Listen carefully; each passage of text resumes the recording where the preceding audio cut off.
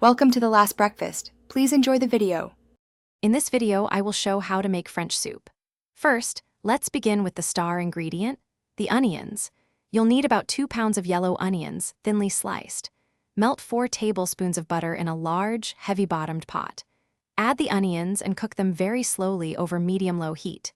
This caramelization process takes about 45 minutes to 1 hour, transforming them into a beautiful, deep golden brown. This slow cooking develops incredible sweetness and flavor. Once your onions are perfectly caramelized, it's time to deglaze the pot. Pour in 1 cup of dry white wine or dry sherry, scraping up all those delicious brown bits from the bottom.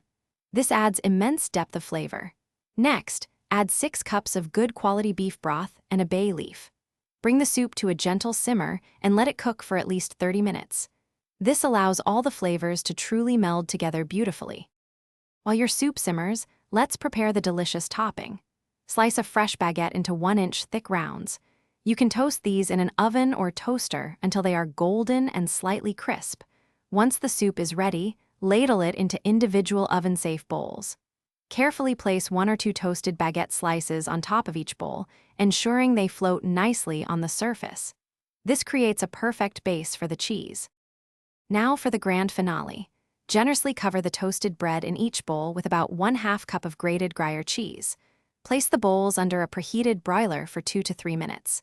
Watch them very carefully until the cheese is beautifully melted, bubbly, and golden brown. The aroma will be incredible. Carefully remove the hot bowls and serve your homemade French soup immediately. Enjoy every warm, cheesy spoonful. Thanks for watching. If this was helpful, leave a like and consider subscribing. See you next time.